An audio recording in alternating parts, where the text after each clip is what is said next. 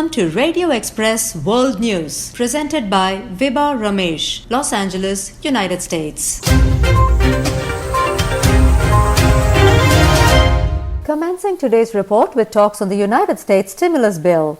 While negotiations on a revised pandemic relief package are still in progress, Speaker Nancy Pelosi made it clear that an agreement has to be reached within the next 48 hours in order for a package to be enacted by Election Day. That said, the stalemate between congressional Democrats and the White House remains, as Pelosi said that discussions are still on with Treasury Secretary Steven Mnuchin, but we don't have an agreement on the language yet.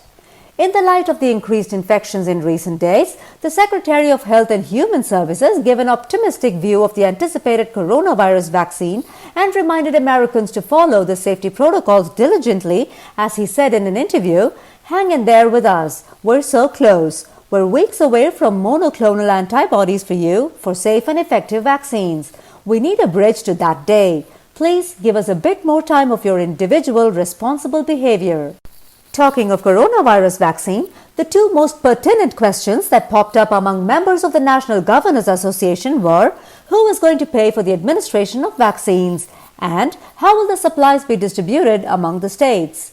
A probable solution to the queries came from the National Academies of Science and Medicine. According to them, the population should be divided into groups based on risk and need. While the first group will include public safety and healthcare workers, the second will comprise high-risk individuals and older people living in group homes or crowded neighborhoods. The groups thereon will consist of less vulnerable individuals. Based on this classification, Group 1 will get top priority in vaccine administration, followed by Group 2 and the rest of the population. Moving on, New Zealanders are in high spirits as Jacinda Ardern won a landslide victory on Sunday as she stepped into her role as Prime Minister for a second term.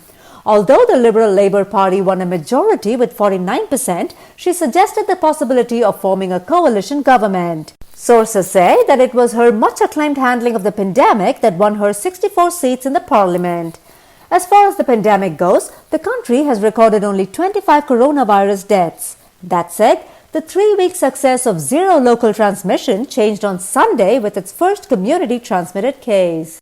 And in Iran, the 13-year ban on arms was lifted on Sunday, and officials heaved a sigh of relief as they were now free to buy and sell conventional weapons. The UN arms embargo was lifted despite protests from the United States. News has it that Russia and China are more likely to offer arms to Tehran, thereby minimizing the nation's dependence on its own weapons industry. In the words of the Iranian Foreign Ministry, as of today, all restrictions on the transfer of arms-related activities and financial services to and from the Islamic Republic of Iran are all automatically terminated. Meanwhile, Michael Gove, Chancellor of the Duchy of Lancaster, confirmed that Brexit negotiations would resume within days. Subsequently, an outline on the structure of future talks will be discussed over video conference by the European Union's chief negotiator and his British counterpart on Monday afternoon. Bringing to table the importance of a deal, a joint statement by the Confederation of British Industry and organizations representing 190,000 businesses and 7 million employees in the United Kingdom was released.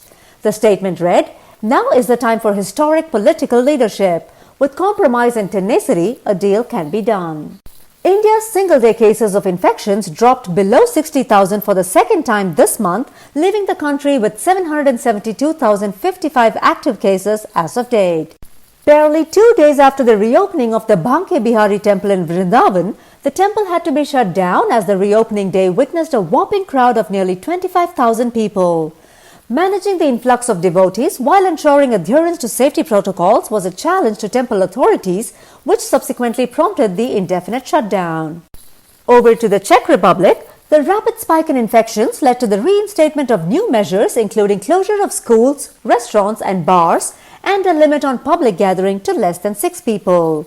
However, on Sunday, protesters took to the streets in the capital agitating over the new coronavirus restrictions. In effect, an estimated 2,000 protesters, most of them flouting safety protocols, objected to the new measures.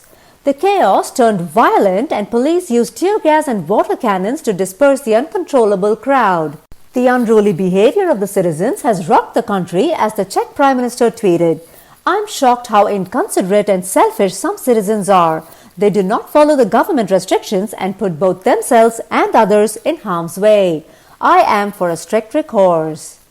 And in Australia, some of the restrictions were relaxed in Melbourne, thereby permitting residents to travel up to 25 kilometers from their homes and increasing the gathering limit to up to 10 people from 2 households to socialize outdoors.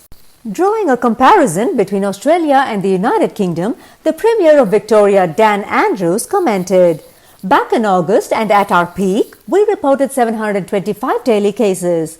At the same time, the UK recorded 891. Today, as Victoria records 2 new cases, the UK hit 16,171. And as we continue easing our restrictions, they are being forced to increase theirs."